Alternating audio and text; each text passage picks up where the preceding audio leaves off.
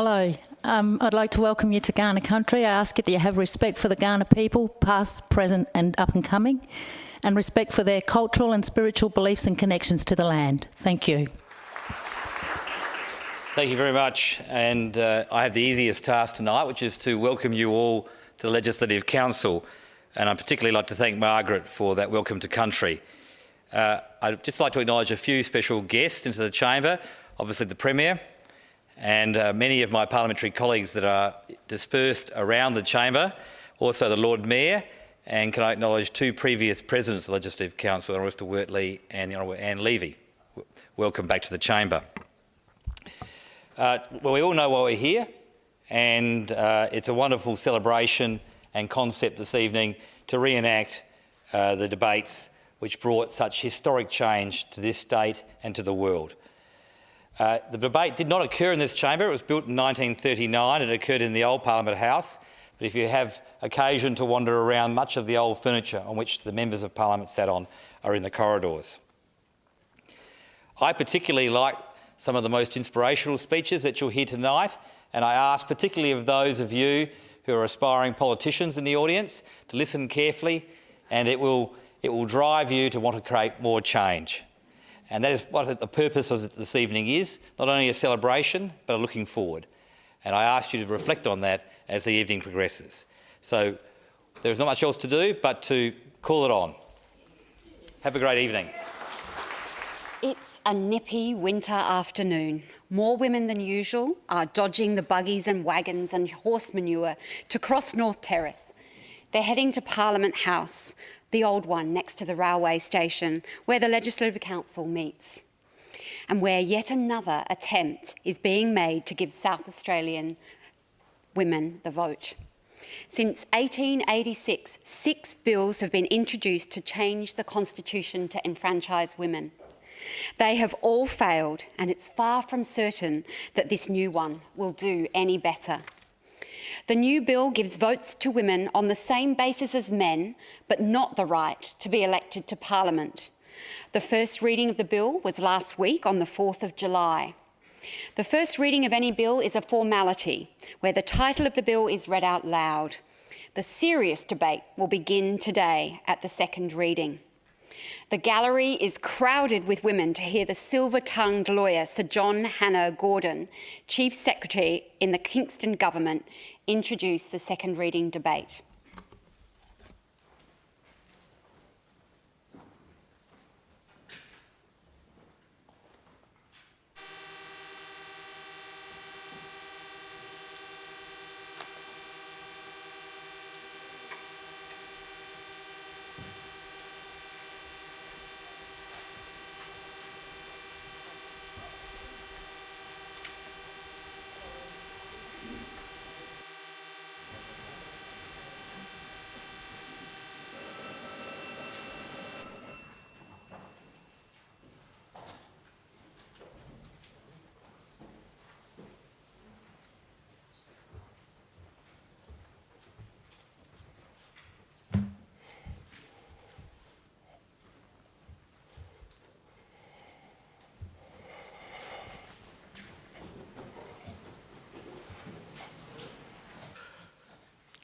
The Clerks.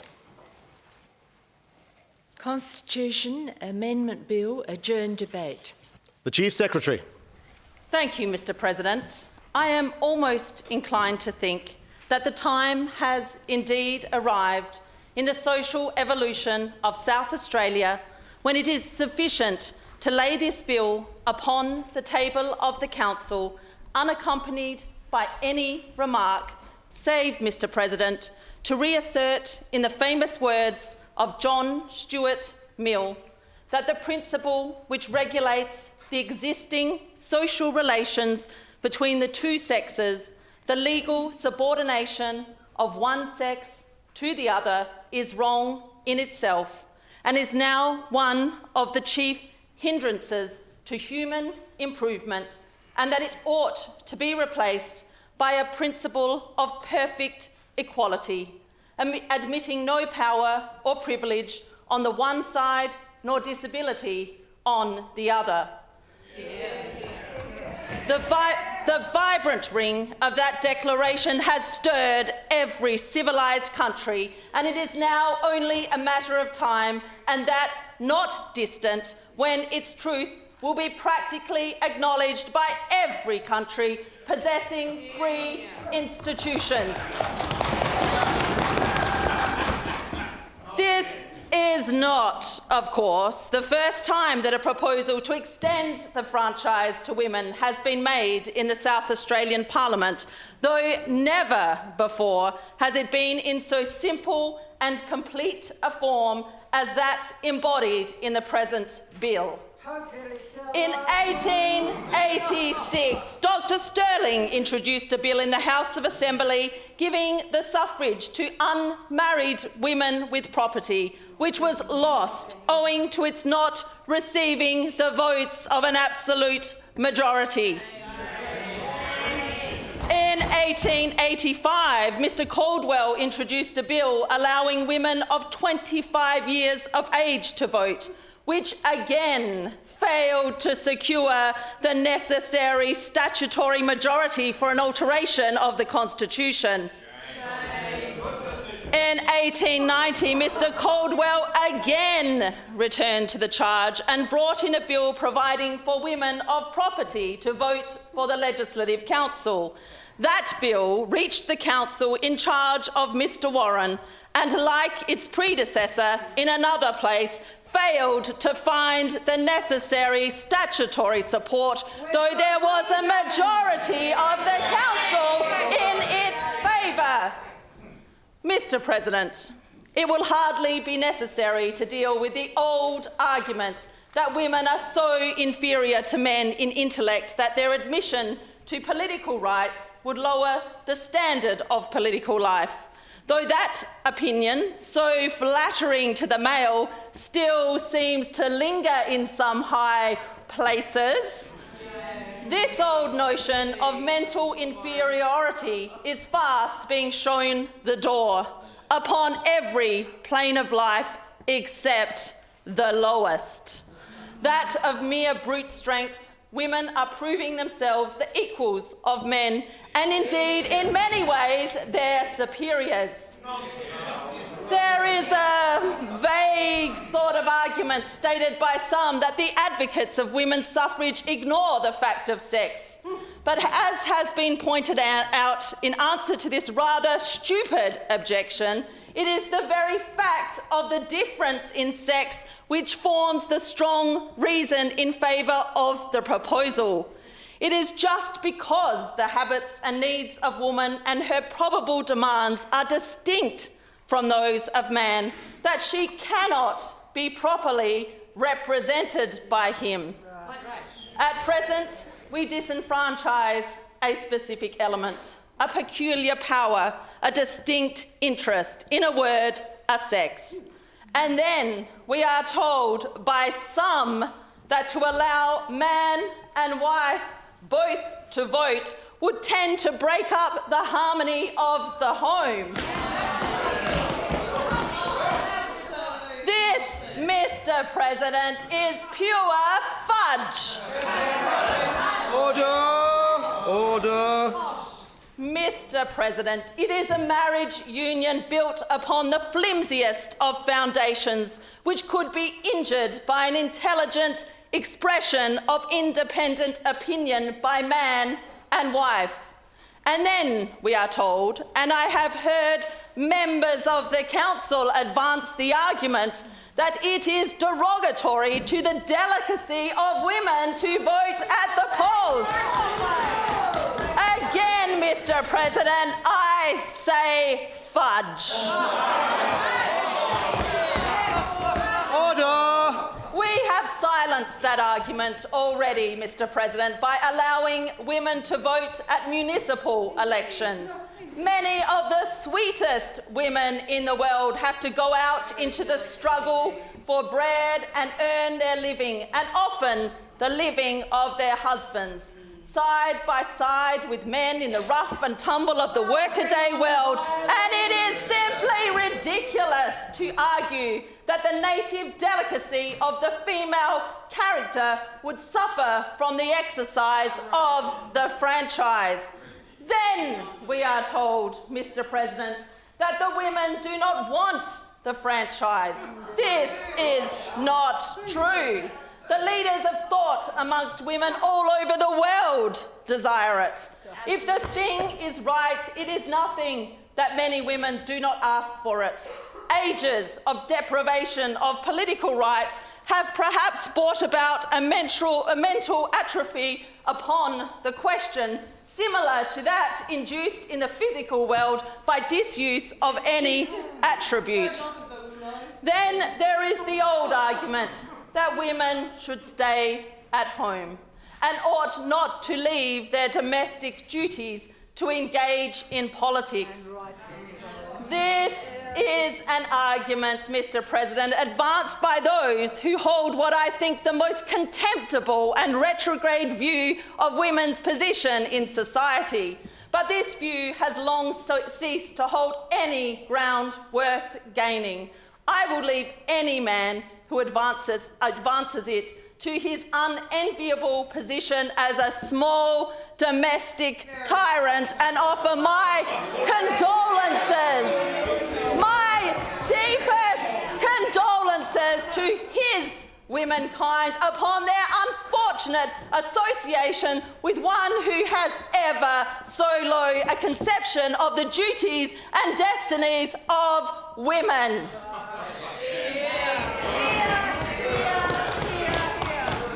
But after all, the best answer to all of these objections, Mr. President, is in the actual experience of those countries in which female suffrage is the law. Women's suffrage has been tried in Wyoming, USA, in which it has been adopted for about 20 years, and the result is exceedingly satisfactory.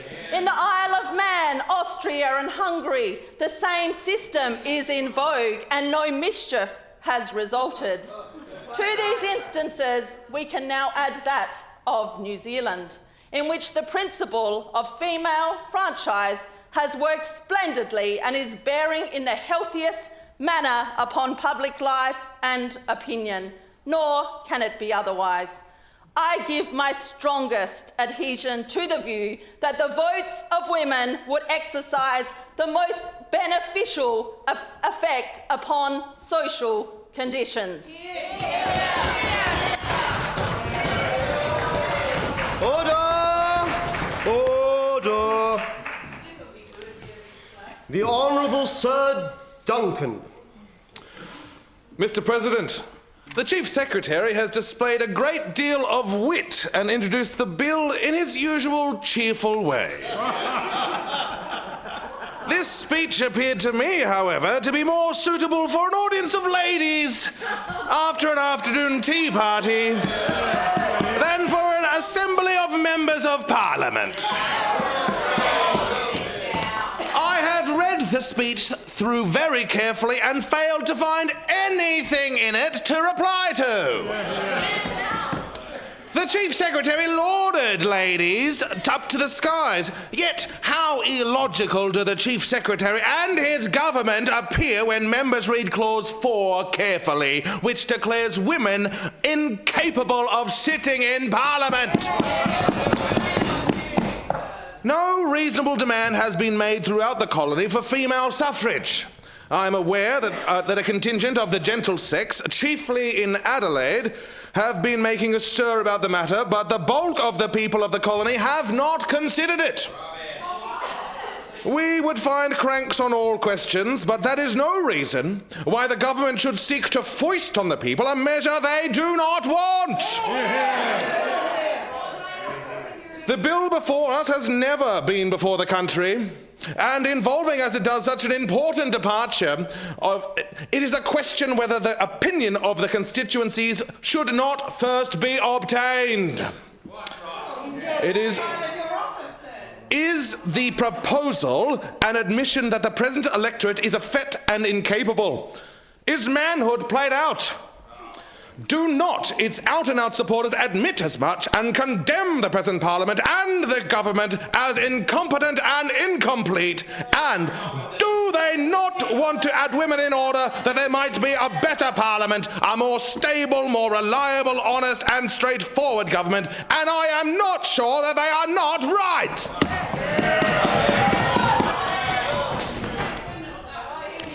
The Honourable Sir Lancelot Sterling. Thank you, Mr. President. It might be expected of me that I should follow in the footsteps of my brother, Dr. Sterling, who introduced the first Adult Suffrage Bill into the House of Assembly. Now, many of us have our fads and fancies, and one brother is not supposed to do exactly the same as the other.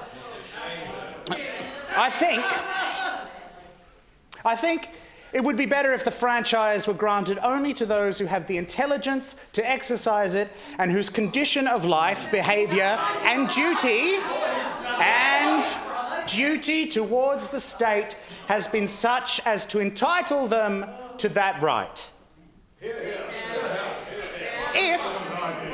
If, however, it is claimed that a man, simply because he reaches the age of 21, should ipso facto have the right to vote, the logical sequence is that the same concession should be given to women. But there are those who think that certain classes of the community do not exercise the franchise with that intelligence which they should. I would rather see every man justify his vote than act like a parrot repeating some words it was taught.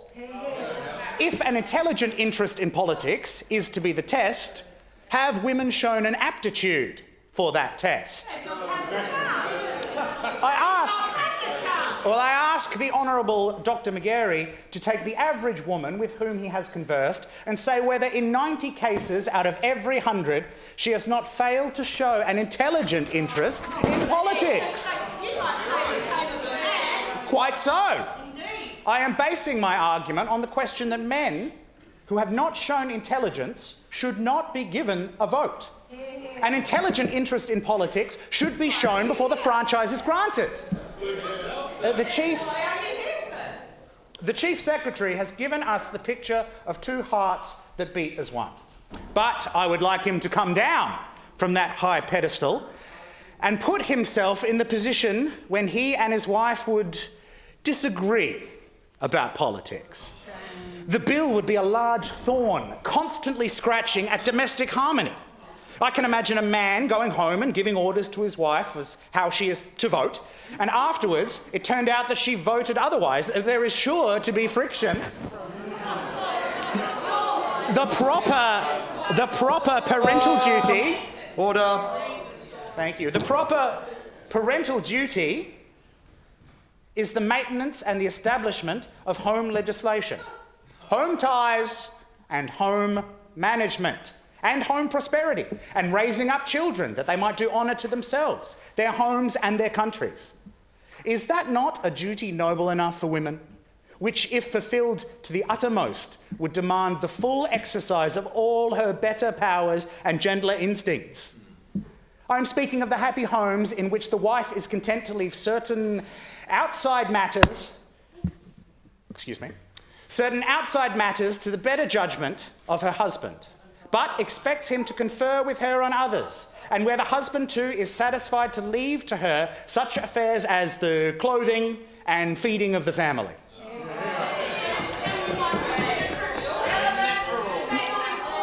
Mr. President, The Honourable Dr. McGarry will watch his language. Mr. President, I admit that among the advocates for this reform there are those who have sought and obtained distinction in the fields of learning and science, but is not the judgment of her who sits on her hearth, looking after the health and welfare of her children, who would constitute the nation of the future, preferable to the wild cravings and even ravings of those? And I say it with no discredit to them, with no discredit to them at all, who in many instances are anxious to bring about an alteration in this direction. From what I have said to you, you will have no misapprehension as to the way I will vote. But if it should be decided against my wish to extend the franchise to women, then let us also give, for experiment, the prize that the franchise should hold for them: a seat in the legislature. If the advocates of the bill were true to their cause and were not merely being made a cat's paw of, they would do that.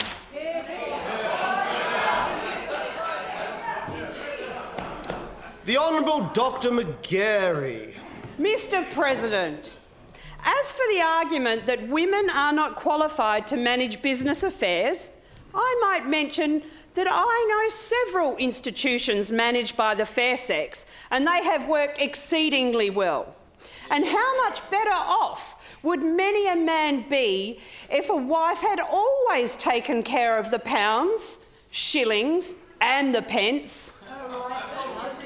By natural ability, they are forcing themselves into commercial life and will continue to do so. It is an effect of the gradual spread of education. And the fact that women's abilities are getting freer play, Mr. Sterling contends that women should not be accorded the franchise because they are not politically educated. Does he propose that no man should be allowed to vote unless he satisfies the authorities that he is sufficiently conversed in politics? It is argued too that a woman is physically inferior to man, that she cannot bear arms. Let those who argue thus be true to their convictions and so amend the Constitution Act, that men who do not possess the qualifications which they say are lacking in women be debarred from voting. Yeah. The real question is, have women the right to vote? I'm not going to quibble over the meaning of the word right, but if men as social units are allowed by the law of the country to vote, why are not women who are recognised as members of the community also enjoy the same rights? Yeah. Well said. The Honourable Mr. Warren.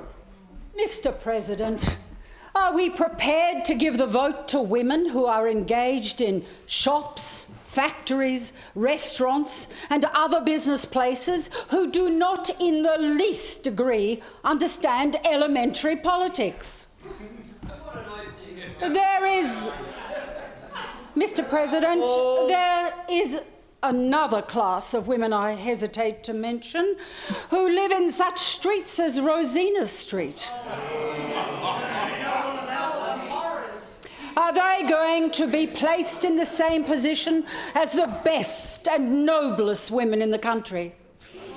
If so, it would be an unspeakable wrong, and I am ashamed to think that anyone would advocate such a thing.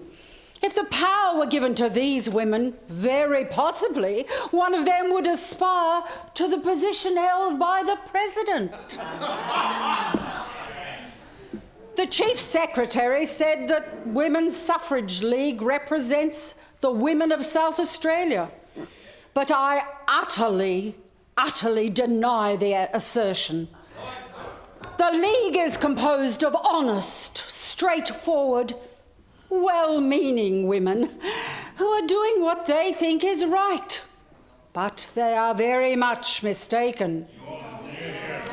The bill proposes to impose a new duty on women, a duty they are totally unprepared for and for which they have no training and in which they think they have no interest. It is unfair to them and it is unfair to the country. At a meeting held lately in the country, Mr. President, at which some 30 men were present, not one knew the principle of the single tax. And if men who are actually voting and might fairly be supposed to have taken an interest in political matters in the past are so badly educated, is it fair or honest by a mere stroke of a pen to in one step place the duty of voting on women?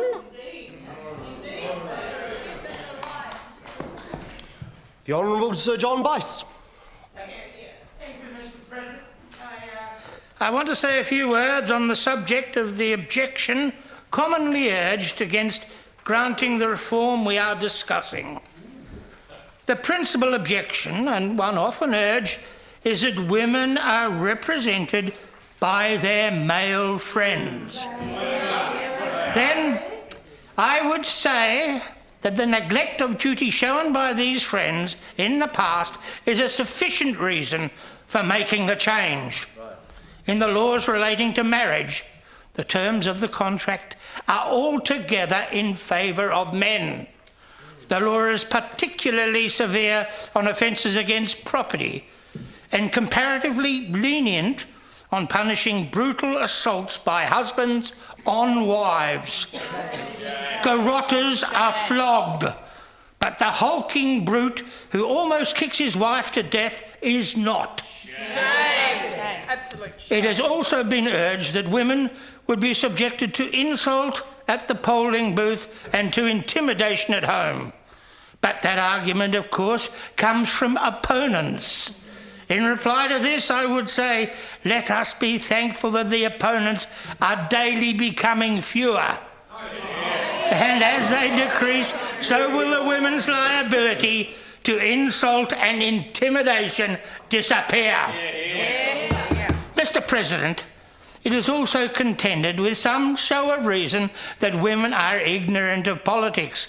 But I would ask, who is responsible for this? Is it not the men who have always, with a view to maintaining their supremacy, told the women they have nothing to do with politics? To sum up this aspect, Mr. President, of the question, women must have votes to protect their own interest because the constant and determined consideration of men has been to look after number one. Very true. All the policy of the men has been to keep women out of politics, and the argument of ignorance applies equally to young men as to young women, because young men do not give much interest to politics until they have attained the age of 21. Well said. The Honourable Mr Campbell. Mr. President, there is no doubt room for instituting certain striking comparisons as between men and women. But we are not a debating society or a young men's mutual improvement society, and we have to consider the question from the very practical point of view of how it would affect the community if introduced into our legislation. It is regarded on all sides to a considerable extent as a leap in the dark. Indeed. On the passage of measure of what women as a body most likely to do, some think they would limit their attention to certain great moral questions such as temperance. I'll drink to that. Of course you would. Yes. Do What women won't you drink to? labour under no other disabilities than what their drunken husbands bring them? They cannot labour under anything worse. Mr. President, the necessity of living is laid upon women as well as men, and that raises two important questions in regard to the attaining of employment by women. I have no doubt that when the franchise is extended to women, she would be very careful before she records her votes in favour of those who would not stand by her in that respect. The questions which concern women now are freedom of culture, freedom of vocation, and these are what she wants. Mr. President, with regard to the question of women sitting in Parliament, the bill contains a clause which would preclude them from doing so.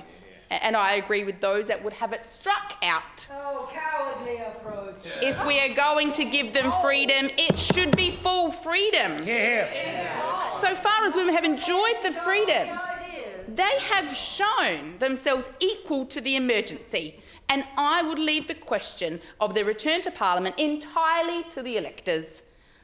If the electors choose to send women to Parliament, why should they not be allowed to do so? The Honourable Mr Ward. Mr. President. The member call. Mr. President, looking back at the first mandate given to man upon the subject of the relation of woman to man, and which has been taken through all the succeeding hundreds of centuries that have elapsed, are we to summarily reject the results of that wisdom and experience at the command of a few? The electors? Oh, nonsense. proof cannot be given that the electors have asked for what is provided for in the bill. Yes. At whose bidding are we to set aside the accumulated wisdom and experience of ages past? It is at the bidding of a lot of fanatics and faddists who call themselves social reformers and assume to represent the people. They are not merely a lot of females who are not feminine, but they're associated with and supported by a lot of males who are not masculine. The Chief Secretary's was certainly a charming speech, and I listened to it from start to finish. It was admirably adapted, as it did, to afford a pleasant hour's entertainment to the gallery audience, as it was specially addressed to. Much as I enjoyed it, I regret that the rules of the council prevented muffins and crumpets, and tea, cakes and confectionery being handed round. But seriously, nothing in such a speech could justify a measure involving such a gross violation of existing electoral rights. Mr. President, if the promoters of a measure of the kind proposed suggest that reform in the community is required and that something is wrong in our political system, that morality is not quite as good as it should be, and the legislature ought to devote its intelligence and powers to the improvement of social matters, might it not be fairly said that the reform we can best adopt is to reform those very women who today have mistaken the vocation God intended them for? I would suggest that some true philanthropist might find his true mission field in the work of regenerating those mistaken female political agitators. Indeed. In the physical and physiological aspect of the question, there is a difficulty in dealing with it in a mixed audience.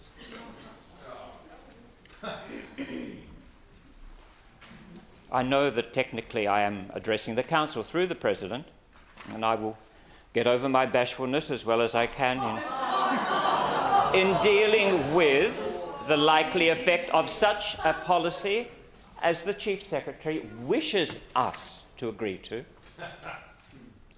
Speaking on the question the other day to a friend of mine, a supporter of the government, I said that the logical deduction of the whole thing was that they would have lady members of Parliament and the husbands would stop at home to nurse the babies while the ladies did their work in Parliament. Yes, that's what he said. And the reply of my friend was that there would be no babies to nurse. Now, that might be very well from the Malthusian point of view, but it would not fulfill the command God gave to Abraham. Quite right. To go forth and let his seed multiply on the earth. We are attacking the Constitution in the wrong way. And until we can see our way clear to alter the present law on a surer basis and with happier results, my sincere advice is not to allow the bill to become law.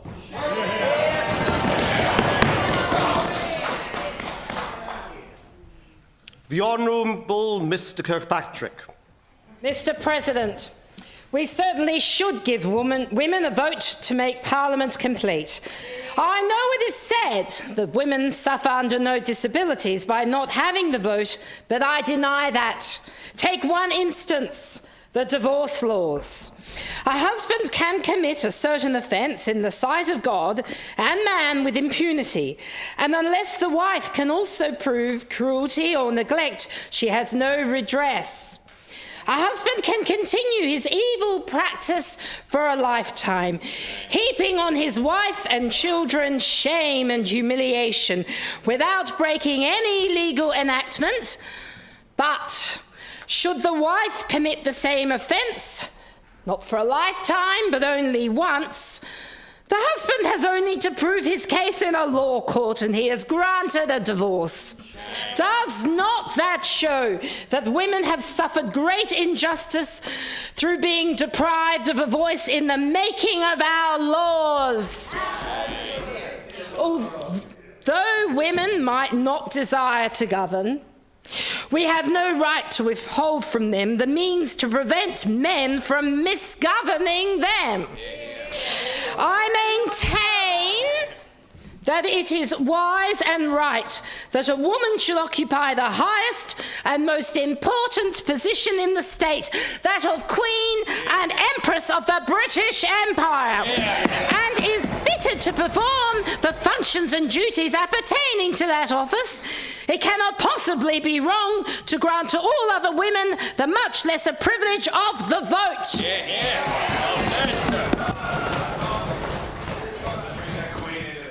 The Honourable Mr Bastow. Thank you, Mr. President. What would be the effect of a system on women themselves? The family is the bedrock of society, and if we interfered in its well-being, then at the same time we could injure the state. At present, it is considered that a husband and wife are one, always pulling the same way, assisting one another in love and peace and harmony, and educating their children, and generally striving to decimate peace and happiness. Is it supposed to be that a man and wife would always agree on political questions? If a woman took a lively interest in politics, as she would have to do if she were to perform her political rights and duties, her sublime destiny to marry, to study, the happiness of her husband, to become a mother, the centre of a happy family, would to a great extent be frustrated.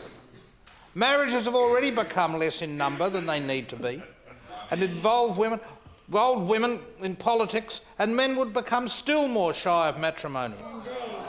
It is a positive fact, and quite a natural one, that the so-called emancipated woman in blue stockings have far less attraction to the other sex than those who are true to what's hitherto been considered genuine womanhood, with all its fascinating and captivating charms.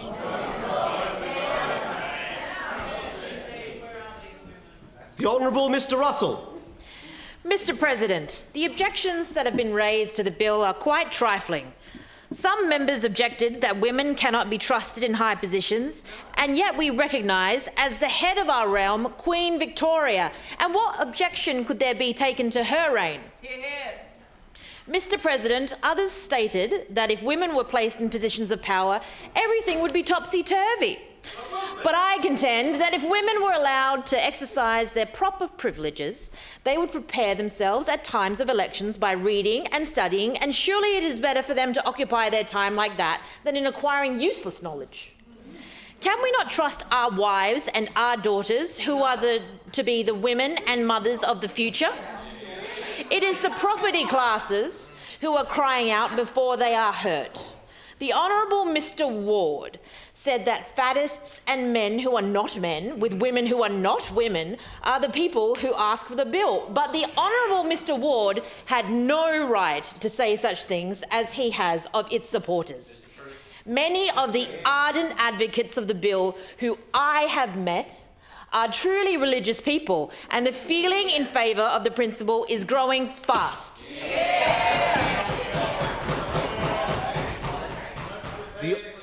The Honourable Mr Addison.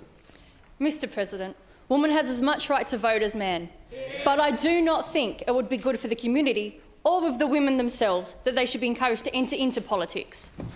It might be right, but it might not be good that they should have the power to engage in politics. I do not doubt the ability of women. I know hundreds of women who are head and shoulders above me as far as ability is concerned. Every woman possesses influence, and she should use that influence in her household. And if there is not enough work for her there, then she has plenty of scope to help the sick and the poor. A wife has naturally the greatest influence over her children, and when they turn out to be good men and women, she is responsible. The true work of every woman is to teach those around her, the children, their household, the busy men. And this can only be done with the still small voice of love and gentleness, sweet temper and purity. Quite right, well said. The right to be perfect, the right to be true, the right to be loving, the right to be sure. These are the rights of pure womanhood.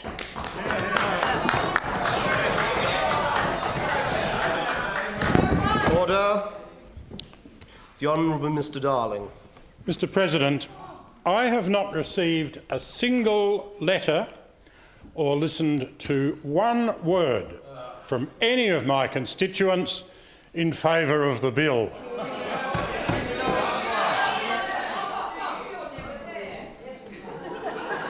Mr President, most useful reforms in the past have been introduced slowly and surely.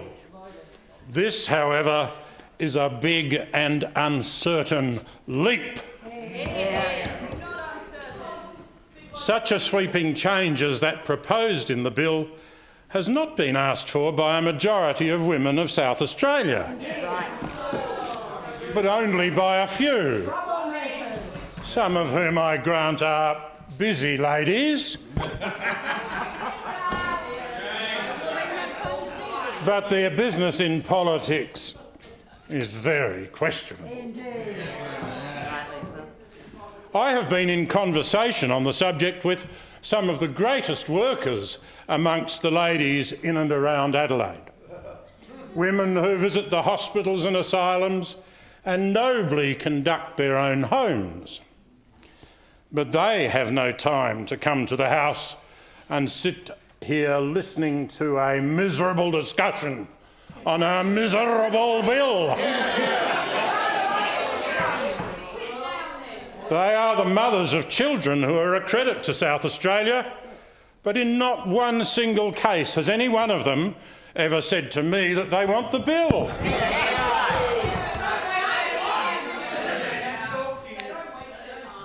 Mr President, a woman's place is at the head of the household.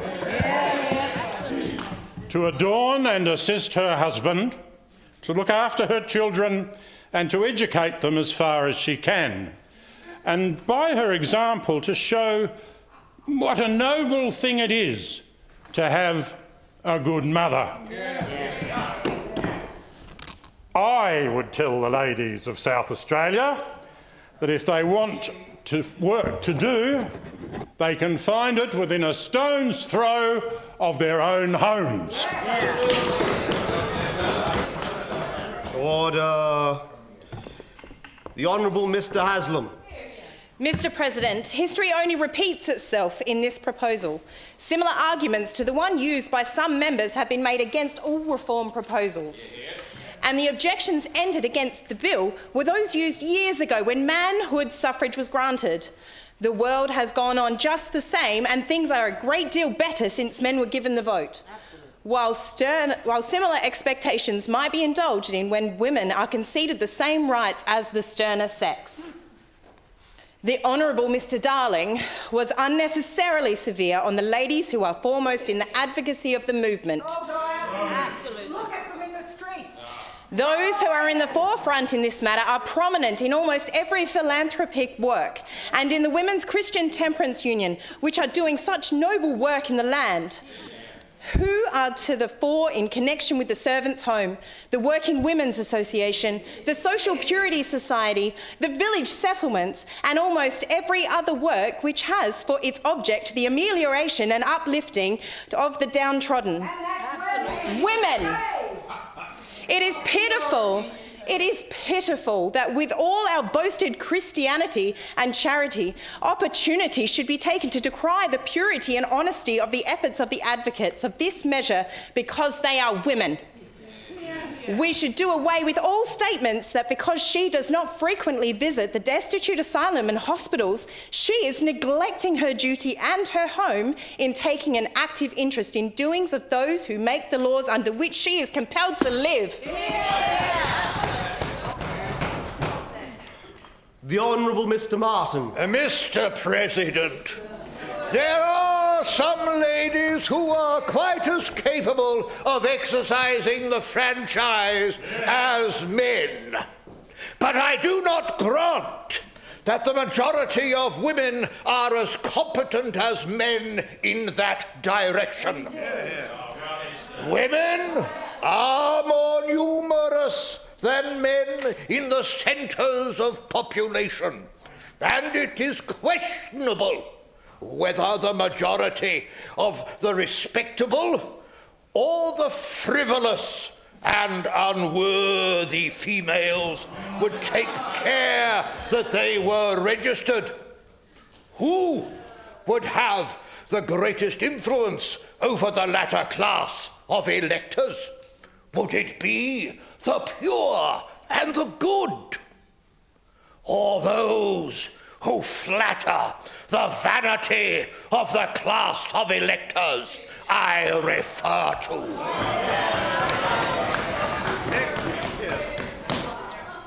Order. The Honourable Mr O'Loughlin. Thank you, Mr President. The question resolves itself into two main points. Are women adequately represented at present, and whether they are capable of giving an intelligent vote, and also whether the influence which women would exercise in politics would be for good or for evil. It is hardly fair, as the Chief Secretary properly pointed out, to refer to what women have done up to the present time because of the way they have been hampered in giving full play to their abilities and in taking an active part in the government of the country.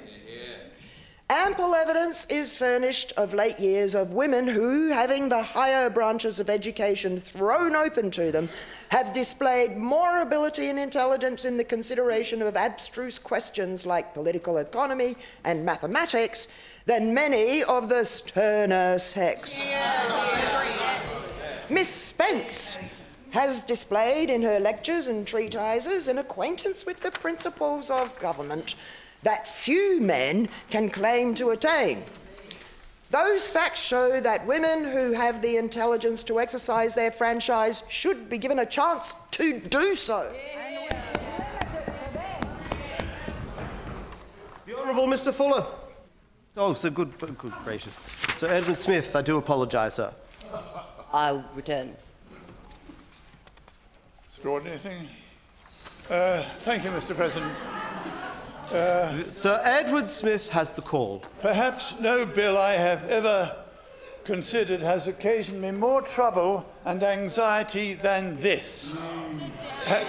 Having gone through the Southern District very recently and addressed so many meetings, I can say from inquiries I have made that for everyone who was in favour of the bill, 15 or 20 were against it. As to the superiority of one sex over the other in mental capacity, some women might be more able than the men, but it does not follow that they should interfere in politics. I know women who are physically superior to men, but it does not follow that they should be compelled to work in quarries or behind the plough. There are many ways in which women can much better employ their time than by dabbling in politics. If, however, women were given the vote, they would have the right to claim power to sit in Parliament. In England last year, I saw women taking even more interest in politics than the men. There is no doubt as to the interest that they took in it, but there is every cause for regret, because while engaged in political work, they neglected their homes and, in some instances, family ties that have been severed in consequence of the interference of women in politics. The women could find much better ways of spending their time than by taking part in such matters. They could help the sick, the poor in their homes, and very few realise the value of such work.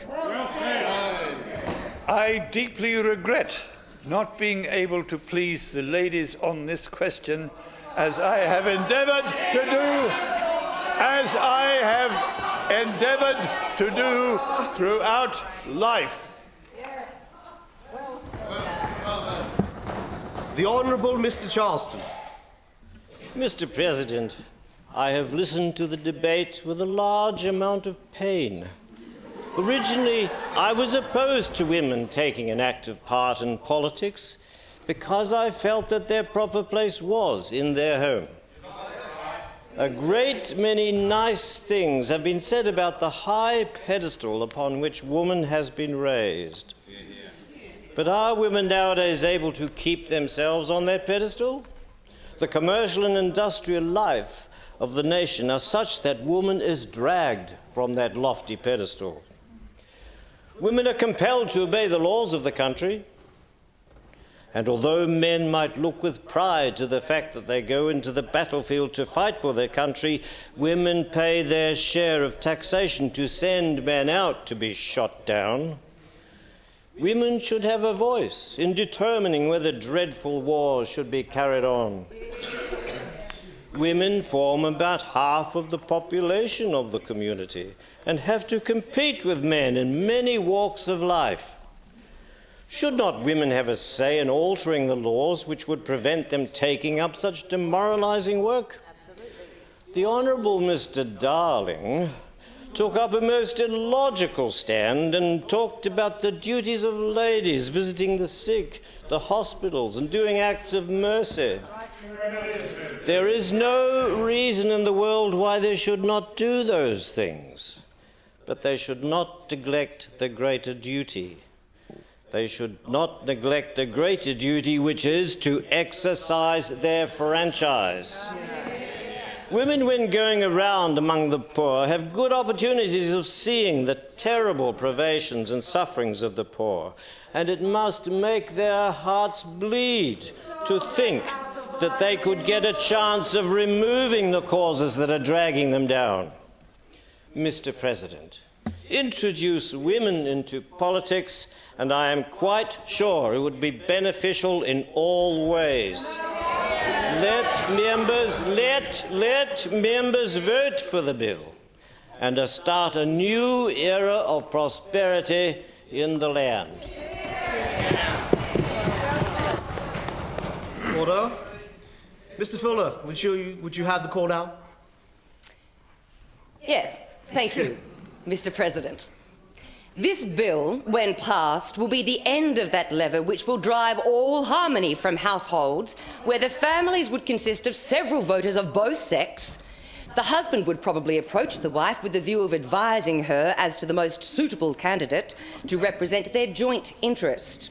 The wife, having been well tutored previously, although bound by the marriage tie, would in all probability resent the interference on the part of her husband and would decline his advice and assert her independence in the matter and her positive intention of voting for some other candidate. Then there would be disagreement. The sons of that father, too, would most likely hold the same view as himself, while the daughters would follow the lead of the mother, and this would lead to wordy strife. To me, it seems that the welfare of the colony will be very seriously affected and possibly endangered. Can it be possible that this colony of South Australia could ever prosper if its people should unfortunately be governed by a lot of fussy, grumpy, garrulous old women of the Mother Gam stamp? Never! Mr. President! Someone had said that women would remain contented if they got the right to vote, but that is fudge and untrue. There is not now, and nor ever was, a contented man or woman on this earth. If they are contented, what are the League members doing visiting public places when this question is under discussion? They all covet a seat in Parliament and a free railway pass that would convey them over all the railways to enable them to stump the country. They covet the £200 per annum as pocket money. They covet the chair the President occupies and any privileges or emoluments attached thereto. They covet this day the right to vote, and the next day they will want the right to membership. And many other things too numerous to mention. What would be the condition of the colony 7 years hence if the bill passed? Lord only knows. If the League knew the privilege of membership could be got by asking, heaven and earth would be moved to get it, and the next session they would obtain it. 8 intelligent, charming ladies might be elected to this council in lieu of the 8 gentlemen who would retire by effluxion of time. And after a small modicum of experience, one lady might lead the council and conduct the business of the government. Some other lady might gratify her desire to wear the president's robes and enjoy any privileges that might be attached to his position. What, too, might happen elsewhere if the ladies brought their influence to bear to the fullest extent at the general elections of 1896. The question is, how many could they return as members of the House of Assembly? Supposing half of the members were women, what might happen then? Mrs. Mary Lee is sure to be one of the elected, and at once she might become leader of the opposition in the other house. There are some ladies of the League who are said to have an ambition to fill the highest offices in the gift of the crown. Men, as a rule, are somewhat cautious, but women would venture where angels fear to tread. As soon as they become acquainted with the forms of procedure, there would come a no-confidence motion, and the government might be turned out, the governor being advised to send for Mrs. Mary Lee, who would accept the invitation to form a new ministry, with Mr. Gordon as Attorney General, Mrs. Mary Lee taking the position of Chief Secretary and Premier. Other intelligent ladies would become members of the new ministry. Call. And would take possession of the Treasury benches. After serving for 2 or 3 years as Premier and leader, Mrs. Lee might then be elected Speaker of the House. Her Majesty, in return for her patriotic services, might create her KCMG, and that would finish the thing.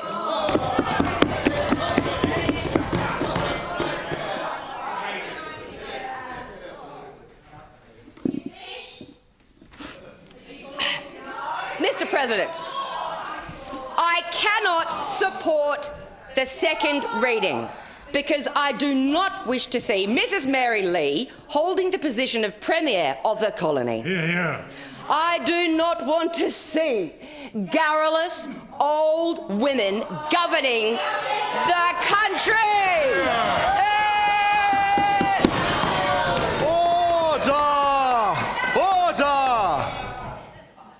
It is now the 14th of August. Over a month has gone by, and at last, any member with anything to say has said it. Many members are bored by the whole thing. However, the women in the gallery are not. They have come to all of the debates and are here again today. The members must now vote on whether to pass the second reading of the bill. This bill involves a change to the Constitution and needs a majority of the whole Legislative Council, that is 13 out of the 24 members. The question is that the bill now be read a second time. Those of that opinion say aye. Aye. Those against say no. No. I think the ayes have it. The division is called. Ring the bells.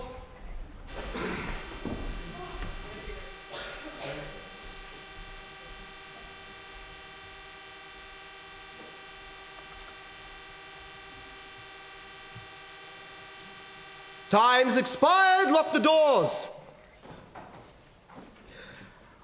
The question is that the bill now be read a second time. The ayes will move to the right of the chair and the noes will move to the left of the chair.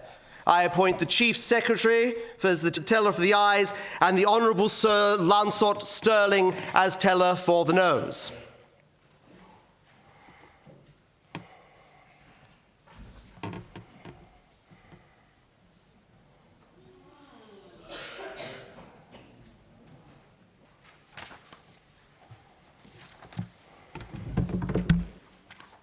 The result of the division being ayes 13, noes 9, the question is resolved in the affirmative.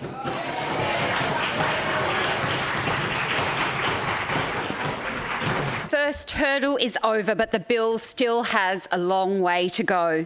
With such a contentious topic under debate, tempers are high. On the 15th and 16th of August, while the Legislative Council debated an amendment over absentee voting, accusations of inconsistency, hypocrisy and insincerity were thrown. Then Ebenezer Ward moves to strike out Clause 4 of the bill.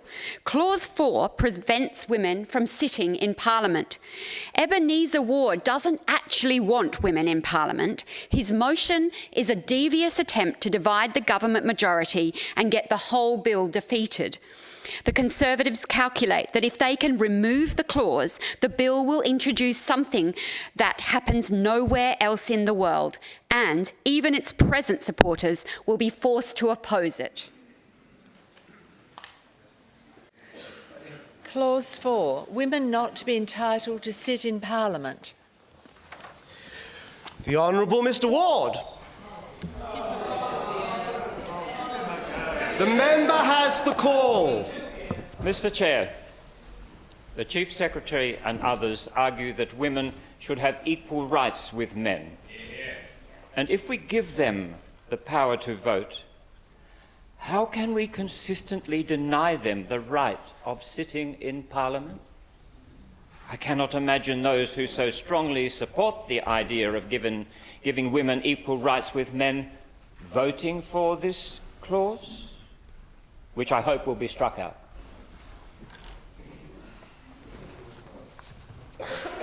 The Chief Secretary.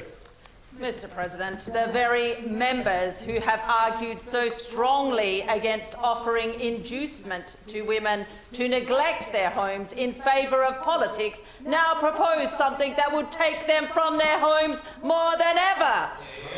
The latter argument is one of the things which we should leave women to decide when they have the vote. We must make reform by instalments and not rush them through.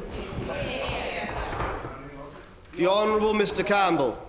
I will vote against the clause.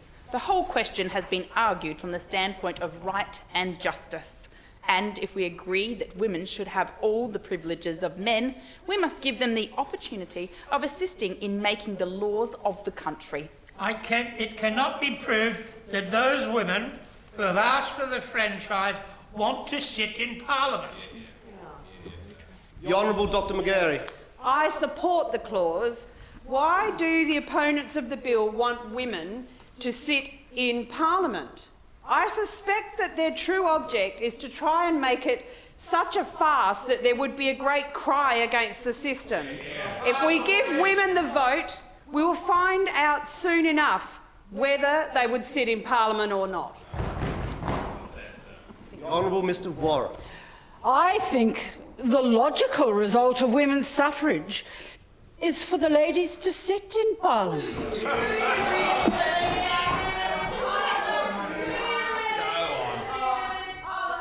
That is another thing.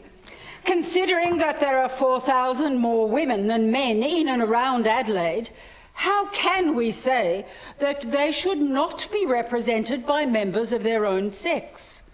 There are a number of women here who aspire to seats in the legislature, and it is nonsense for the Chief Secretary to say otherwise. It is most difficult to please supporters of this bill. Do you really think women should sit in Parliament? The Honourable Sir John Duncan. How can they say they would trust women with a vote and yet be afraid to give them a seat in the legislature? Indeed. Those who voted against the measure are acting perfectly consistently in trying to improve the crude measure before us and send it up to the House of Assembly in a form creditable to the Legislative Council. The Honourable Mr Guthrie. The opposition has tried to either overload the bill or take the ballast out of it to such an extent that, like an empty ship, it might easily be blown out of existence. What we desire now is to give women the vote. And later on, the question of allowing them to sit in Parliament might be considered. The questions are distinct from each other.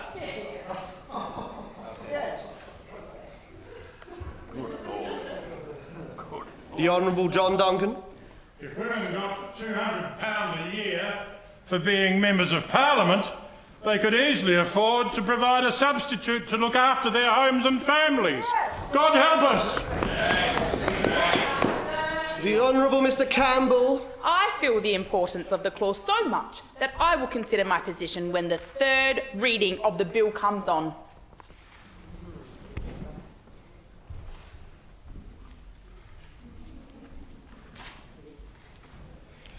The question is that clause 4 be agreed to.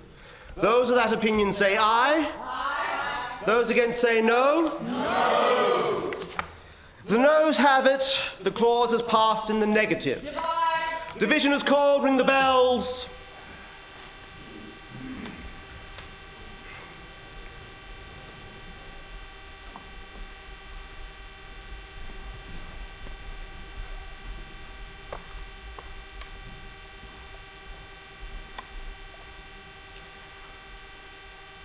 Time's expired. Lock the doors. The question is that the clause 4 be agreed to. The ayes will move to the right of the chair, the noes will move to the left of the chair. I appoint the Chief Secretary of the teller of the ayes and the Honourable Sir John Lancelot Sterling as teller for the noes.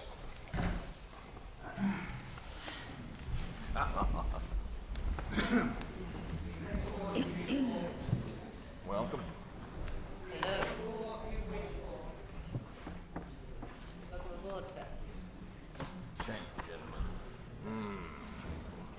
Not looking too good.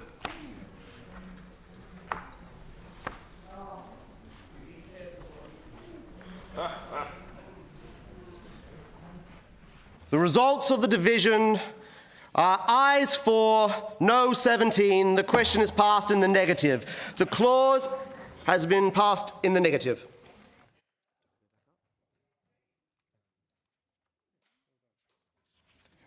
Friends and enemies of the bill are amazed. Ward's amendment to let women become members of Parliament just passed 17 to 4.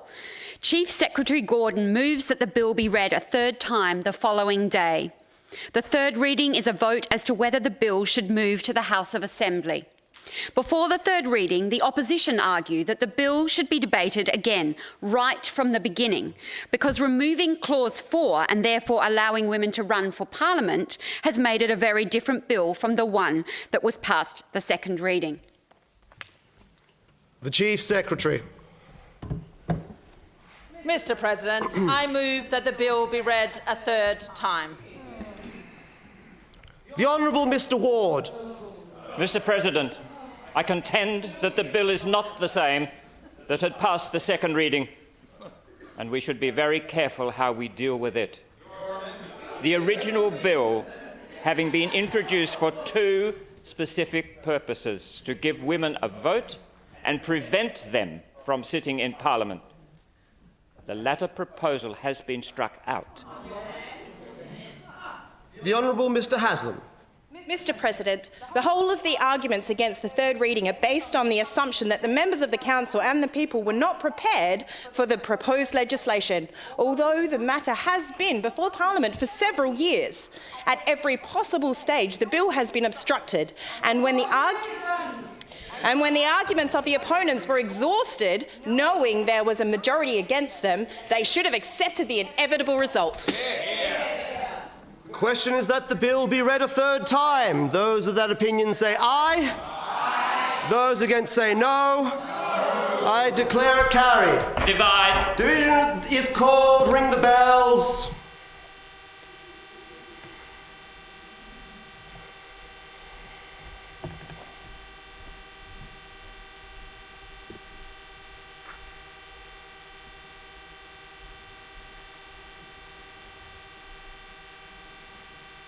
Time's expired. Lock the doors. The question is that the bill be read a third time. The ayes will move to the right of the chair. The noes will move to the left of the chair. I appoint the Chief Secretary as teller for the ayes and the Honourable Mr Ward as teller for the noes.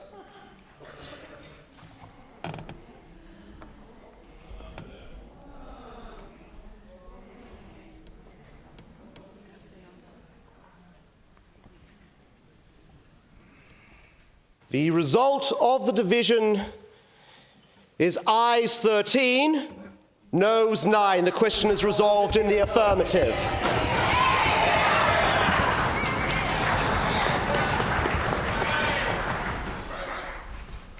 The bill has passed the Legislative Council. It will now be sent to the House of Assembly.